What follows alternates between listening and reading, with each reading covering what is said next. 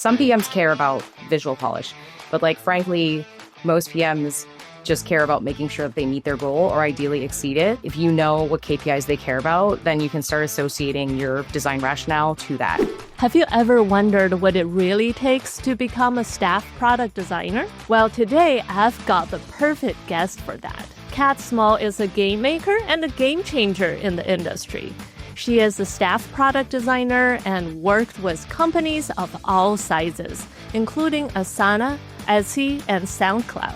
She is one of the clearest voice out there on what it means to grow into senior IC leadership. I had to actually learn to talk about my work in a manner that was like much more proactive than just like reactive.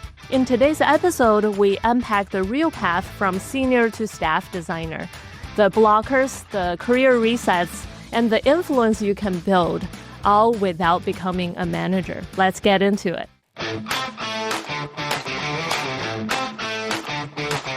So, Catt, for people who are comparing which track they should go on, management versus IC, what are some honest trade-offs you think they should consider, especially the ones that mainstream career advice doesn't tell you? Yes. Okay. So I think that it's important that people consider, firstly, their intentions. So if you are thinking about becoming a manager because you want to have more of an impact on the product and it's not really about the people side of things, I would suggest reconsidering because there are other ways to have impact that don't require you to be a manager. So you can become a staff designer, or you can work your way up to principal. Principal designers do a lot of work that, helps to figure out the future of the business and like that kind of stuff. So like there are senior and super senior ICs who are at that level, who can actually be involved and like have that business impact that people are often looking for. So that's one. I think that I also would recommend that people consider how much they like their capacity for emotional support, because there's going to be a lot of conversations about, like there's going to be discussions about like the state of the company. There's going to be moments where your reports are like having conflicts with various people on the team, especially if they're more junior. They're going to be having a lot of issues that they need support with and they need direction for. So like, what is your capacity for that kind of work? I think that's really important for people to consider. I like coaching people and I do like mentoring people. And now that I have more experience with communication at the level above senior, I feel like I can guide people more in those ways. But I did find those kinds of conversations to be pretty challenging. And I think that sometimes people get to these places where they're just like really frustrated about like their reports complaining about stuff and so on. And they can kind of like be dismissive. So I think like, if you're going to go into management, you just need to have your own support system, frankly, to make sure that you're like resting and like blowing off steam pretty regularly, because people are going to be coming to you as, their work therapist essentially at times. And I think you're going to have to want to coach people through that. So I think like a big thing to understand is that like your job is going to be peopling a lot, like almost all the time. And you have to be ready for that shift. So if you prefer to have a lot of time to focus on kind of like being in your head and like figuring out like the direction of a product or like a feature or things like that, like maybe you're more of an IC. But if you like talking to people and you like figuring out career directions and like stuff like that, and you find it exciting potentially to have to figure out like, oh, how would these people actually deliver this kind of work? Like, how do I organize these people to actually, get us to a place where we are ready to ship something within 3 months? Like, if that problem is interesting to you, then maybe you will find management to be a compelling career. It's just like really, it is a different set of skills. I do think there are some overlaps the more senior you get. So I do a lot of I have a lot of conversations with people. I do a lot of steering because I do ultimately have people that are working on things that I'm accountable for. So there is going to be a level of communication investment that you have to do either way. But yeah, like I don't talk to people about their pay unless I'm just being transparent about how much I make. If people ask me what I earn, then I will talk to them about that. But I don't have to worry about like having HR conversations with people. That's like fully not in my wheelhouse. And that's very intentional. So yeah, I think people need to be ready for the fact that they're not going to be able to control the pixels anymore if they want to make that shift. And, like there is going to be a level of strategic impact that you can have either way. So I don't think that that should be a part of your decision-making factor. It's really about like, are you more of a fan of operations, or do you want to be the person who's actually like controlling the final product? Because like that's one of the biggest differences. So, like, so many good call outs there. I think peopling is a lot harder. So, I think I'm probably still on the IC track. And I'm glad you mentioned that managers need emotional supports too. So, it's very important. If you do decide to go to the management route, have a support network for yourself.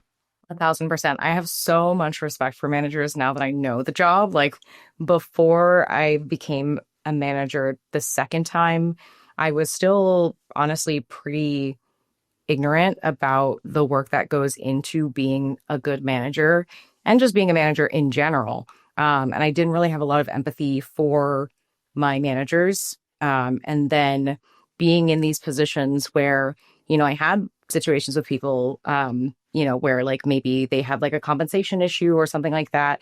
And just like seeing the back end and like seeing how all of that stuff works, how compensation works, like it just helps me understand so much more about some of my own situations that I'd previously gone through with like unclear career ladders and things like that.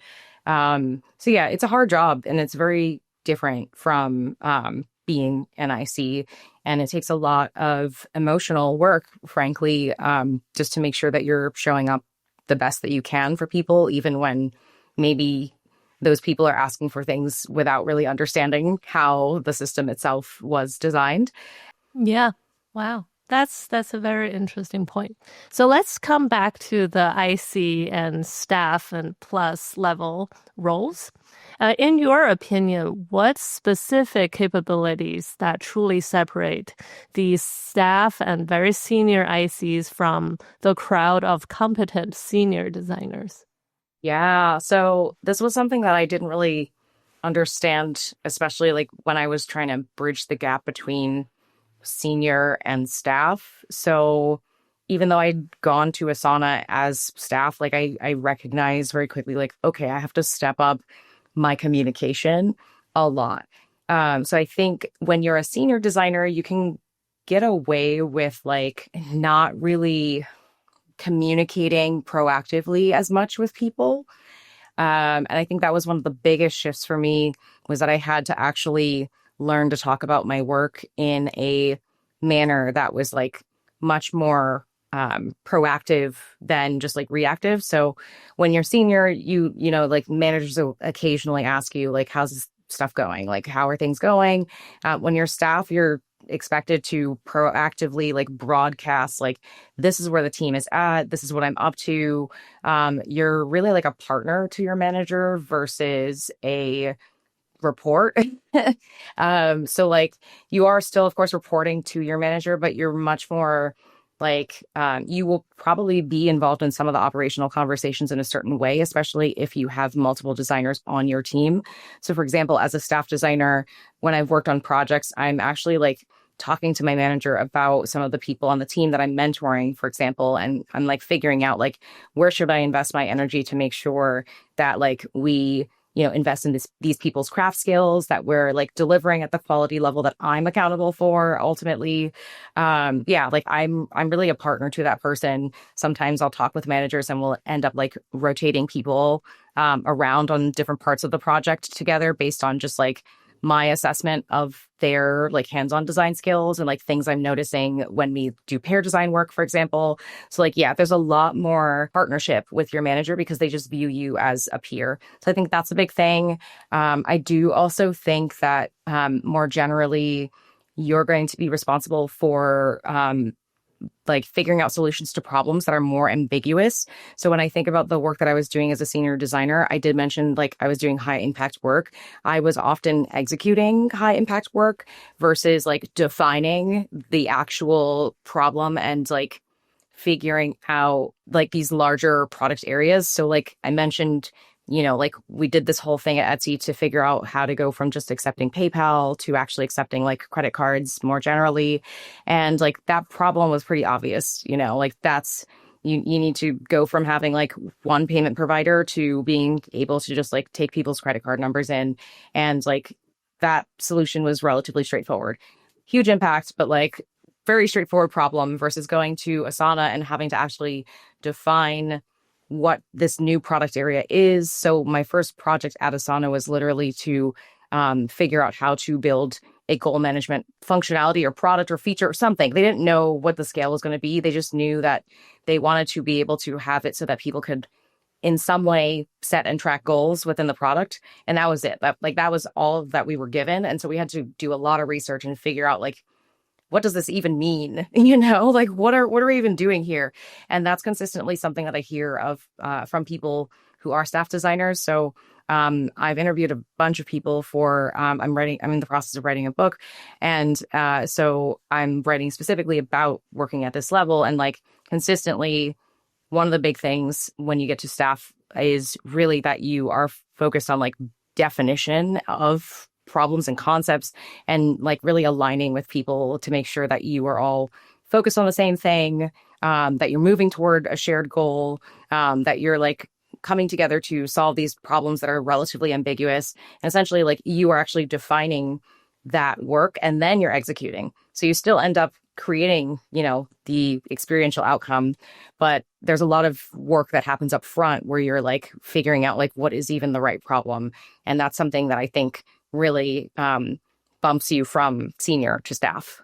Yeah, so lots of ambiguity and then your lack of a clear strategy. And as a staff and plus, you need to go in and figure out what's the right strategy. Exactly. Yeah. I was talking to my friend Yoko Ohama, who is a great staff designer who is working at Etsy. That's where we actually met. And yeah, like she described something pretty similar where it's like, you're going to be having conversations where it's like, what are these words? Like, what are we doing here? Like, why did we pick this problem? Or like, what problems should we be solving? Like, what should we not be solving? Like, all that kind of stuff. Like, that's the conversation that you're going to be having. So there's a lot of work that happens at the beginning. And then eventually you get to a place where you feel like you can converge on a direction more broadly. And then you can start thinking actually about screens. But yeah, like, I think basically you end up at this point where you have a giant toolkit of different methodologies that you can pull out at any point in time. And so you might need to run a design sprint workshop, or maybe you need to do like an ideation session, or like there's different like tactics that you will build, and you can start to diagnose like, okay, we as a team are like feeling this particular challenge right now. We're not really sure how to move forward. I see that, the PM doesn't really have like a strong opinion about like our strategy at this certain level. So like, I'm going to run this workshop, or I'm going to do this particular thing that will give us just enough information to move to the next stage. And so that's essentially what you're trying to do. And I found that to be really challenging earlier in my career to do things like that. So I remember when I was senior, I would get frustrated with my PM because of, they were just like not making decisions about things. And now that I've had more experience, especially being staff, it's like I'm less frustrated, and I'm more just looking at the situation very like with a clear head. And I'm just like, okay, this person's struggling in this way. Well, we're working together to get toward an outcome. So what do I need to do to help that person get to a place where they can make a decision? And that's how I operate at this point. So I also do think there's like a mindset shift where this is something that another designer who I actually worked with at Etsy also said this really well. Her name is Rachel Shung. There's like a mindset shift from thinking about it as like you versus the other people on your team to you being a member of the team and like ultimately you're trying to work to create a good outcome for obviously your team but also for the customers that you're all working toward. So I think that's another big shift is realizing like, okay, I have a particular skill set where, I can help other people make decisions. And really that's why I think it's important to think of yourself as somebody who is essentially like asking those big questions and making sure that you're like poking holes and like, figuring out like, is this actually the right problem to solve? Like that ultimately is going to help people on your team make decisions. And sometimes you will be that person making the decision. Sometimes it'll be your PM, sometimes it'll be engineering. But like the more that you're having those conversations, you're really like creating clarity for everybody. Yeah, that make a lot of sense. So I know a lot of people, like especially senior designers, got stuck as senior and having a lot of difficulties to move up. Like I personally stuck in senior for 4 years before I make the breakthrough. Um, so if a senior designer has been stuck at the same level for years, despite like positive feedback on their work and communication, collaboration, what can be the blind spots that they're missing?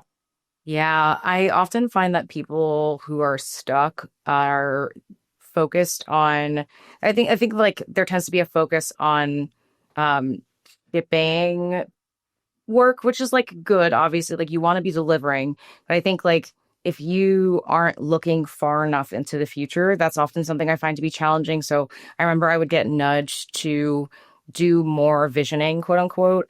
And what I've realized that that means is essentially you want to look 1, 2, 3 steps forward into the future to understand how the problem that you're solving right now with a certain solution might evolve into something that impacts the longer term. So I think that's one thing that people often miss is like, okay, I'm just like I shouldn't just be solving for right now. Like, let me go take a look at other areas of the product that might also benefit from the solution I'm making, for example. And that's something that will push you from senior to staff because a lot of times being a staff designer also does involve looking at the intersections between your team's work and other teams' work.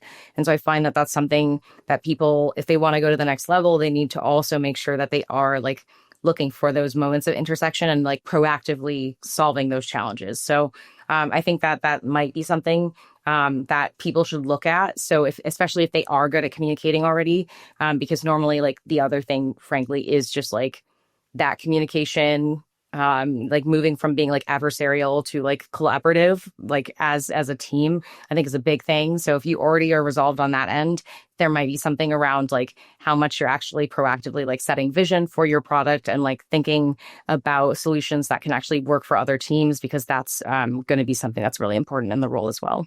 Yeah, I never thought about it. I once was delivered feedback that I felt adversarial in my design review. I think that there's a lot to be Yeah. said there. Yeah, it's like the phrases, like be a team player and like that kind of thing feels really corny. But now that I have worked on myself and how I show up to work a lot over, especially the past 6 years, I now understand why that was the framing. And like why, yeah, I've gotten the same, feedback before as well. Like, and I frankly was very adversarial. Like I was there to show that like I was good. And, if other people weren't good, then I wasn't really going to help them that much other than to give them very direct feedback. And sometimes I would do that in not helpful ways. And now that I've just had more time to like reflect and, recognize, we're all doing our best. And like sometimes I don't know what's going on with other people and like some of the pressures that they have been experiencing. So now I'm much more focused on like, okay, product manager, like what are your goals? Like what are the things that matter to you? Because that's going to help me to help that person do a better job. And like, maybe I can recognize like, oh, this person's not being set up for success, so I should give them a little bit more leeway. Like that, I feel like understanding the context in which we're all operating is something that I've personally invested in a lot. And I definitely also recommend that people who want to move to that next level do that too. Yeah, that's a really powerful mindset shift. I think that's very interesting. Like, how can a staff designer where IC is trying to move to the staff level, demonstrate their impact without having like go be a manager and grow a team? What are some of the evidence or artifact that you would share to advocate for yourself? Yeah, I definitely am the kind of person who has a brag document. So a brag doc is a concept where you like kind of keep track of the impact that you're having so that you can kind of like list that stuff out when it comes to promotion time. So at a lot of companies, they'll have like a particular window of time where you have to share all that stuff. But then, yes, there's also just the general day to day. So I think on the day to day, I try to make sure that I'm not operating in DMs. So a lot of people that struggle, I've seen that one of the reasons they're struggling is because they're doing a lot of shadow work, essentially like behind the scenes, like not really in public. And I think that the more that you work in public, it doesn't just create visibility for yourself. Like, yes, you should be posting in channels where your manager is, for example.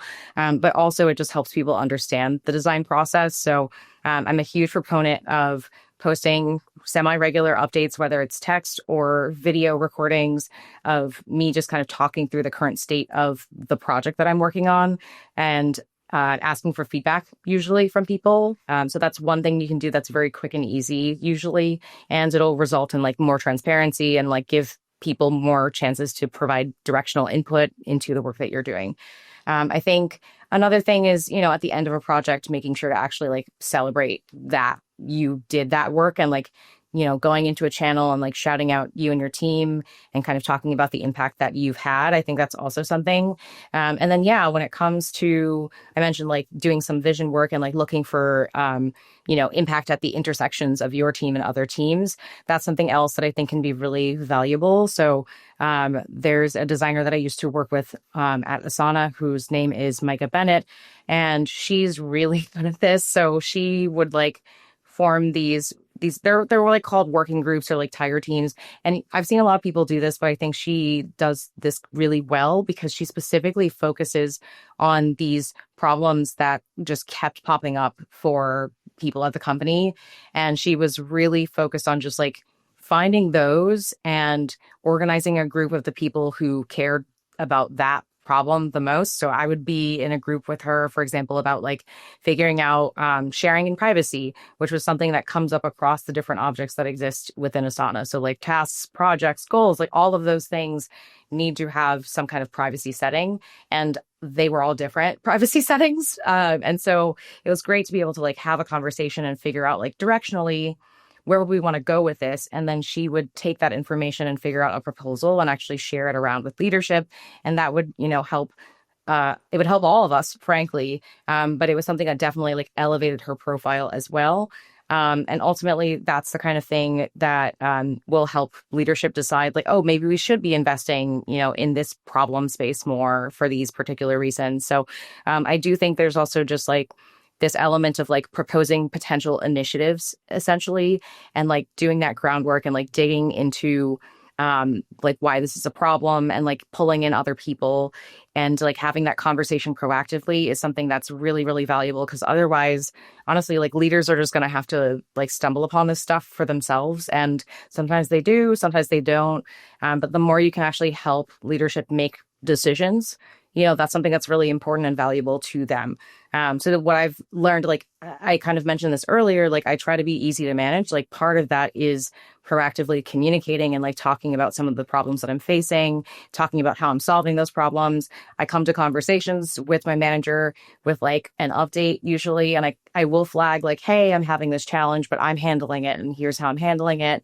Or if I have a problem and I'm not quite sure how to handle it, I'll usually bring a couple options to my manager and say, let's talk through which of these you think would make the most sense. So I also think that like the way you show up to your manager can also demonstrate value and like why you're a valuable strategic partner. Wow. You sounds like this star, like model employee, like every manager would love to have. You. I'm trying. I mean, I can't speak for them, right? But I have definitely heard generally like the more senior I've become, the more experienced I've become, I've gotten much more positive feedback from my managers, and they generally have responded that I'm like relatively easy to manage, which for me feels good, as long as like we're actually a partnership. But yeah, I definitely used to be a more of a headache. And I don't know. I think again, like because I've experienced what it's like to be a manager and I have a lot more empathy for them, I now understand like, let me not be the headache. Like, let me understand what their goals are and actually try to like support them as well because they're also people. We're all in this together. Yeah. So yeah, I do want to make sure that they succeed because ultimately, like, if the design function as a whole is doing a good job and like meeting their goals, then I still have a job. Yeah. And that's ultimately what I want to be able to actually like be of service to customers. Yeah, there's definitely a lot of mirror moment for me myself. Like, for example, I used to try to solve every problem myself. And I thought, like, as a good designer, you need to just not have problem. But that's totally a wrong mindset and my wrong approach. So that's just one.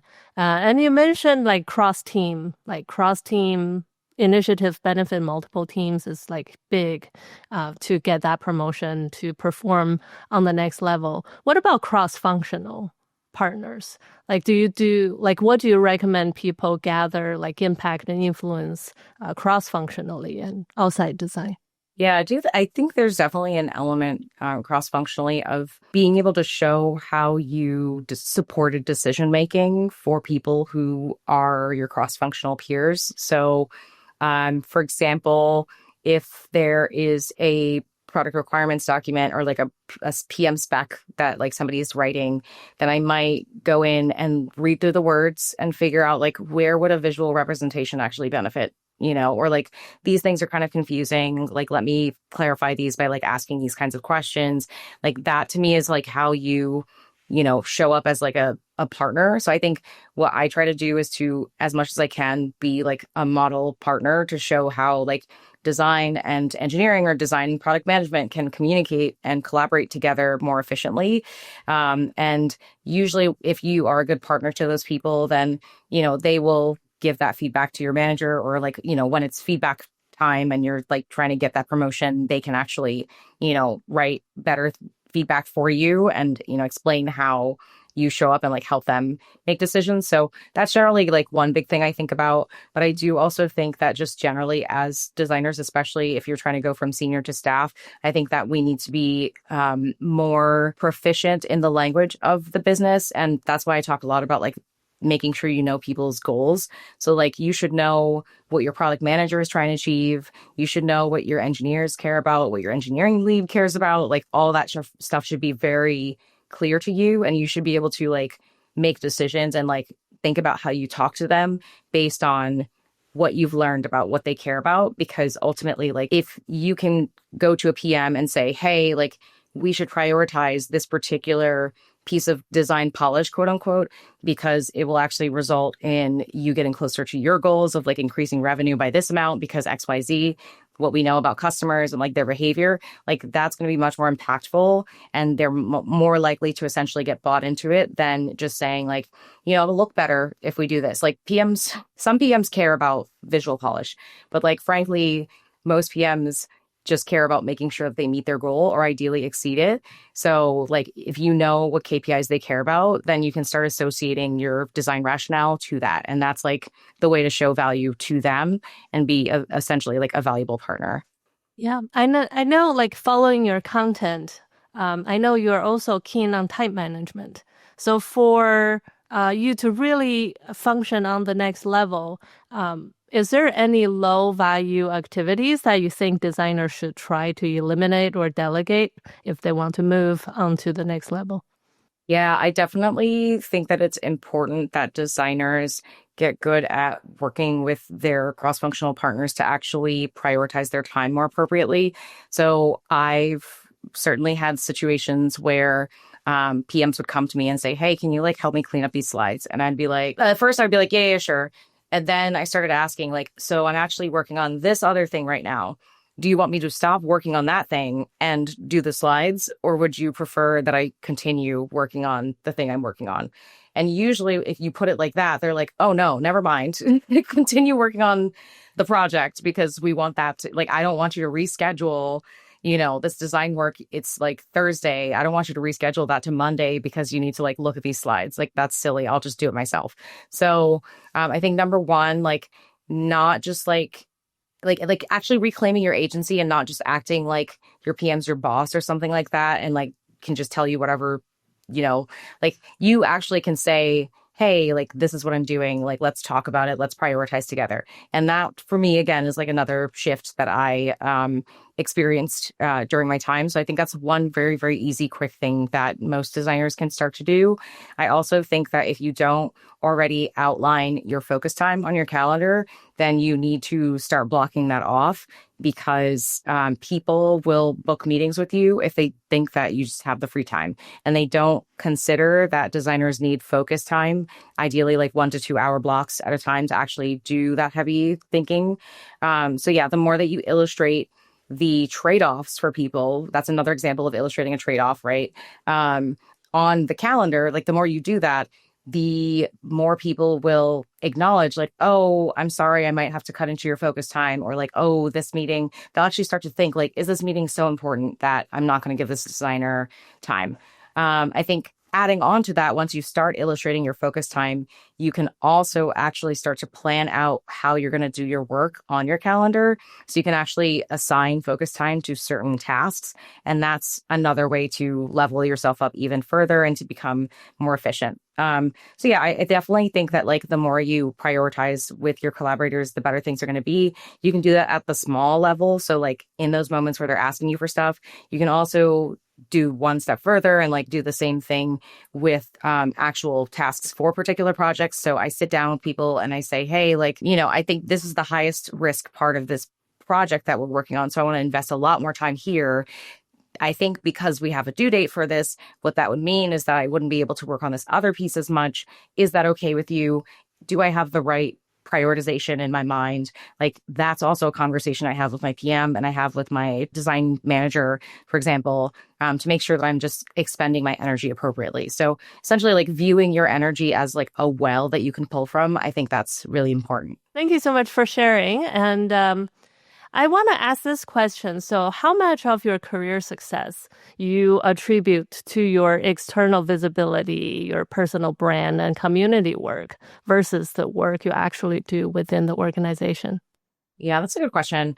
I think that I definitely like do a lot of high impact work within the company that I joined. So there is definitely an element of like I know that one of my strong points is I get stuff done. And like I'm pretty like I very much focus on like how do we make sure that we're like achieving the right outcomes. So I think that you can't just like be like vibes, like externally and like have that be enough, because you'll actually get into the job and then that'll not be great. So I do definitely do a lot of like work internally to make sure that I'm like delivering upon, what I'm promising externally. So I would probably say it's like 30% external. Like there's definitely like value, of course, that I'm bringing because I just talk to a lot of people and I go to conferences and I speak at conferences and stuff like that. And I do think that like when I was going from the job I had before SoundCloud to SoundCloud, that was like a huge shift for me, because I actually was told by the recruiter that they found out about me through one of the conferences I spoke at. So I will say that like that, I don't know if that would have happened if I had not spoken at a conference. So I've definitely benefited. But I do think that also there's like an element of me investing in my ability to actually show up and deliver once I get the job that is more important in my mind, because I think that there are a lot of situations where, if you don't actually follow up what you say with your actions, then, word goes around. So I would definitely say like there have been moments, especially earlier in my career, where it was very valuable that I was contributing to the community and sharing my thoughts. And then once I got in the door at the right place, it was, pretty easy for me to start to operate and like actually deliver impact. And the more that I did that, like the more I just wanted to keep doing that. So yeah, but I still tell people like, yes, you should speak. Because you meet more people, and the more people you meet, the more opportunities you have access to. And I think that that's a critical component for me. And then I also find that like conferences, I get inspired by going to these events and like speaking to people also. So I'm getting more inspired by like talking to you right now, and it's making me more excited about the work that I do. So yeah, I really do think that like it gives me energy at this point more than it helps me, but I like helping people. So yeah. It's fun. I love it. I love it. So, like now design is really evolving, especially at this moment, like with AI rapidly changing our field and everything is dead on LinkedIn. What skills or focus areas do you think will be most valuable for designers to want to stay in the game and build a sustainable and fulfilling IC career for the near future? I think designers need to focus on building their ability to adapt, frankly. I think that this is going to be one of those moments where we're just learning a lot and experimenting. And I think you have to be comfortable with career ambiguity a little bit because we are in a moment where things are evolving. So maybe this is easier for me because when I got into design, product design specifically, I came from web design, and before that, I came from graphic design. So I was just very used to kind of like shifting around and like trying out things. But I think that is a skill, like experimentation and learning. Like those are muscles that you have to build. So I personally think that designers are going to have to get comfortable with constant change. That's going to happen, and making sure that you have time in your week to try out new tools. So whether it's a week or it's during a project, I think just making sure that you carve out space to actually poke around and experiment with some of the new prototyping tools that are out there. That's really all you can do to make sure that you're, continuing to figure out like how can I be a better, faster designer? Like how can I deliver outcomes to users faster and make them higher quality? Like that curiosity is something. So honestly, I think it's less about like, oh, you got to use Figma or you got to use this tool. It's really just like, how can you maintain curiosity? How can you make sure that you're always having that space to try things out? And I think, you can communicate with your manager and say, hey, like, I'm going to try during this next project to use this particular prototyping tool because I think that it'll help for like research, for example. Like you can justify the value to leadership pretty easily. But yes, it's about figuring out like how would I need to pitch this to somebody? Like what does my manager care about?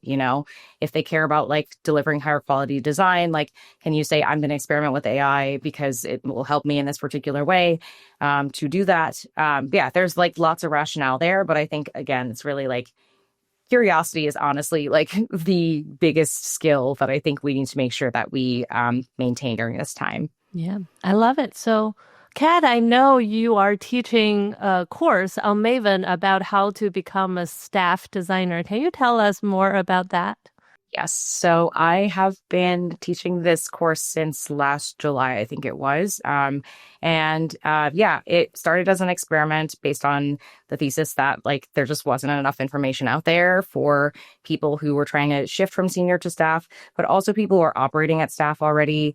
I think it can be really challenging and very isolating because it is just a role that at the time it was like less popular. It's growing in popularity, which has been great to see. But like because it's more popular, I think we now need to talk about how we can set industry-wide expectations about the role. So a lot of it looks at essentially in this course together, we assess like what are the commonalities amongst the staff designer positions at these different companies. How does the role change based on the scale of the company that you're operating at?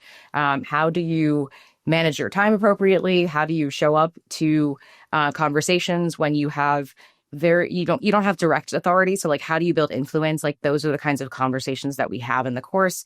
I'm really excited. The next cohort is going to kick off on May 12th. So there's still some space available for people who are interested. And then I'm figuring out the next cohort for like Q3, Q4. But essentially once a quarter, I run this course since I have a day job. But yeah, I love being able to talk to people. I've already had over 120 students. And the next cohort, I think already has like 20 something people in it. So yeah, it's just going to be a really fun time. And I love getting to nerd out with other super senior designers. Wow, that sounds amazing. Anything other than the course that you're also working on? Yes. So in addition to the course, I am actually also, I mentioned like I'm writing a book that's going to be about the same topic. So I'm really excited to get to in longer form actually document both my lived experience as a staff designer, but also I have talked to over 20 people who are either staff or like in senior leadership in general, principal level designers also. So yeah, Rosenfeld Media and I have been working on this book for the past at least 6 months at this point. It's going to be out in the fall. So if you're interested in learning more about that, definitely subscribe to my newsletter. You can find that on cattsmall.com, CATTSMALL.com, and I'll be sure to announce when it's available for pre-order. Well, I love it. That seems to be very good resources for people who want to level up and become a staff designer. So everyone, please go sign up. Thank you so much, Catt, for spending time with us and sharing some really, really valuable career insights. I can't wait to see where you go next. Thank you so much. I'm so grateful for your time. And yeah, I'm just so happy to get to nerd out with another incredible designer about the work that I've been doing. So yeah, thank you for having me. Thank you for being here. If this sparks something for you, share it with someone that you care about. And if you want more like this, make sure you follow or subscribe so you don't miss the next one.